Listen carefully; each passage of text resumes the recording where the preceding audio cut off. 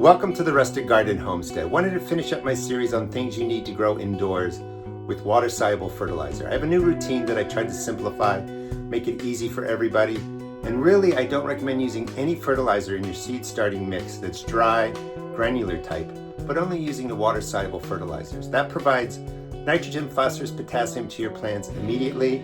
Plants grow beautifully. You're going to see how well they're doing with this routine that I recommend. You can also use this in your greenhouse when you're growing transplants, but just a basic water-soluble fertilizer really works well. Let me talk a little bit about that. I want to stress again that today's video is really about using water-soluble fertilizer to feed plants maybe you're growing indoors to harvest, like my tomatoes, spinach, and lettuce, or you're growing transplants to go out into the garden in 6-8 weeks, or if you're growing in a greenhouse and you're also growing transplants.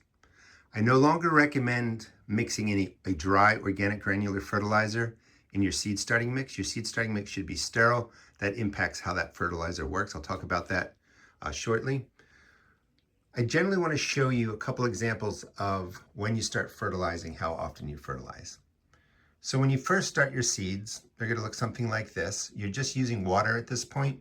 Once they break the surface, 7 days later, give them your first watering with a water-soluble fertilizer, and do that about once a week. These plants may only need to be watered once a week, so they get fertilizer in it. If they're getting watered 2 or 3 times a week, 2 times they just get plain water, the other time they get fertilizer. So when they're like this size, about once a week, you're giving them the water-soluble fertilizer.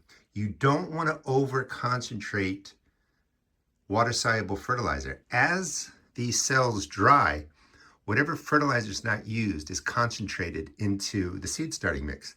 And then if you add in more fertilizer, it's beginning to get really high in there. You're getting high amounts of nitrogen, phosphorus, and potassium.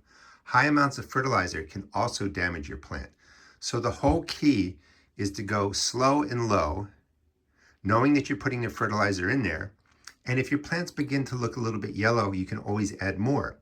The problem is if you add too much fertilizer, it can damage your plants. They can look purple, they can get veiny, they can get yellow spotting, and then we get confused. We think they need more fertilizer, we end up killing the plants. So I want to stress slow and low. And when your plants are like this, maybe once a week, you could go a little bit longer, every 10 days.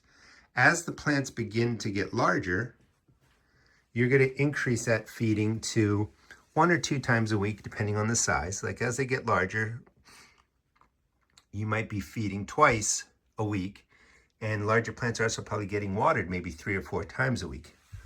If you're growing indoors and your plants are pretty much full size, you're going to be using the water-soluble fertilizer just about at every watering. And you can just see how healthy this method is working for me. Spinach, lettuce, tiny Tims. If you're interested in growing these like that, I'll link videos in the video description. So just to recap real quick before I get to the seed starting mix, some tips around there, and then showing you the basic mix for the water-soluble. Let me again stress that first 7 to 10 days after germination, you're going to give them the first feeding. Prior to that, it's just water. When they're about this size, once a week.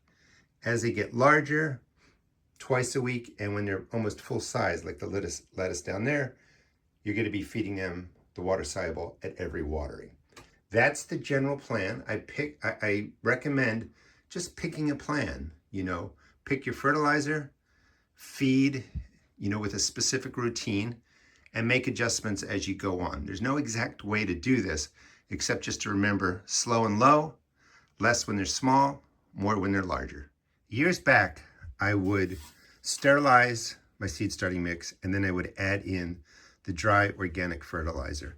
And when you sterilize your peat-based starting mixes, you're doing it for a reason. You want to kill out any potential fungus gnat eggs.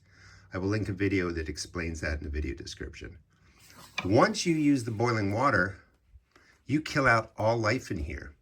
Now, some people argue a point of view that you need microbes to grow transplants. You don't for transplants. You definitely need the microbes outside in your garden. You want to use compost, organic fertilizers. Inside, it's a completely different beast. And the whole goal is to really manage a sterile environment. If you bring in compost from outdoors, mix it into your starting mix. You're bringing in insect eggs, spores, fungal spores, potential diseases. So we use the boiling water, we get a sterile mix. When we add in the dry organic granular, there's no microbes to break it down. Organic granular fertilizer has to be broken down by the soil microbes. That turns the fertilizer into a usable form of nitrogen, phosphorus, and potassium for your plants. If you don't have that, that's not going to break down. The dry organic that you put in here is going to get moldy, get fuzzy. It's not going to really hurt your plants, but it's just not doing anything. It's unnecessary. It also becomes food for insects, so you don't want that. The dry organic granular is also a slow release, so the microbe process, if you have even had microbes in here, and fungi and molds will break it down, but it's really slow. It's going to take weeks, if not months, for the fertilizer to break down and be in a form for your plants. You're using the chemical fertilizers in the water because water-soluble means the NP and K is immediately available to the plant. It's already in the form the plant can use. That's what you want.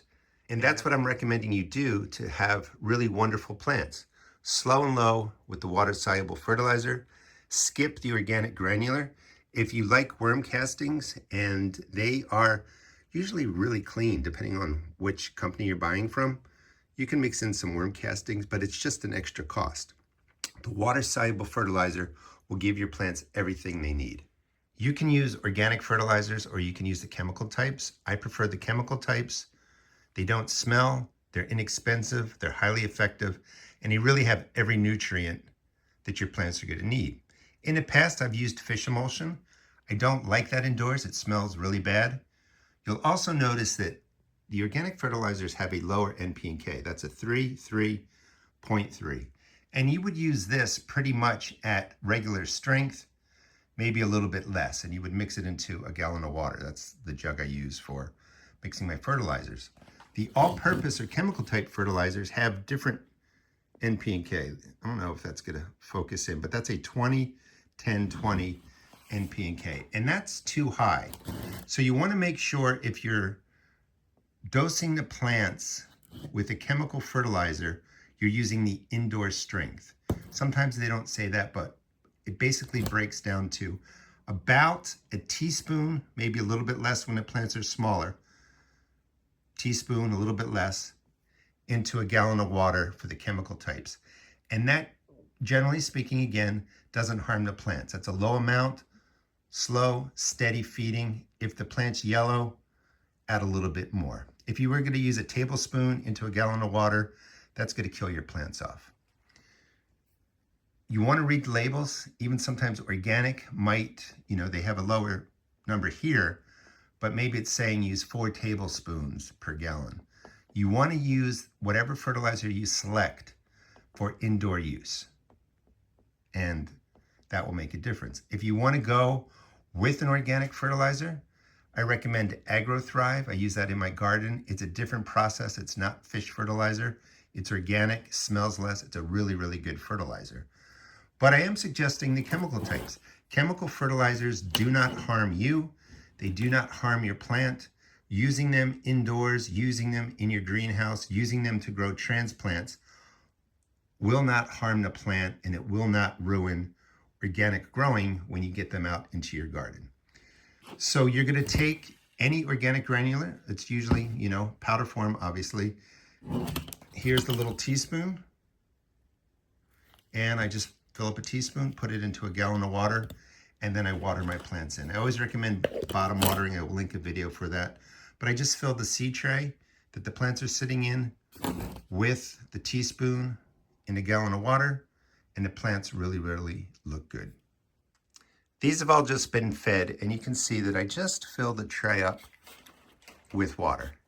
Everything is absorbed through the bottom. There's holes in there, and it works well. I mean, I've been doing this for years now. Same thing with the flats. I sell all these seed starting materials at my seed and garden shop if you want to check them out. Also sell tomato and pepper seeds, $1.75 a pack. All other seeds are only $1.50. Slow and low. And let me just recap because it can be confusing. When you first start out, plants are just getting water. Once they break the surface, you wait about 7 days, 10 days, give them their first water-soluble feeding. When they're small like this, maybe once a week, water-soluble, and then you go with water, and then you rotate back and forth. As the plants get bigger, maybe they're getting fed twice a week. When they're full size, or to a nice size ready for going outdoors, maybe they're getting some water-soluble fertilizer every day. Whatever you decide to do for your routine, make the plan and then stick to the routine and just feed regularly with the different sizes. If the plants look like they're yellow or stunted, increase the dosing of the fertilizer or the frequency of the fertilizer, and you'll be good to go. And just take notes, and then pretty soon you'll have this great routine for the fertilizer that you use. The reason I can't give you a specific way to do it is all the fertilizers are different NP and K, different mix ratios. So just hold on to less is more to start and see how it goes. Thanks so much for watching. Please check out my seed shop at therustedgarden.com. Sell tomato and pepper seeds, only $1.75 each. Everything else is only $1.50. And again, slow and steady with the fertilizer really reduces the risk of overfeeding and damaging your plants. Thanks again for watching.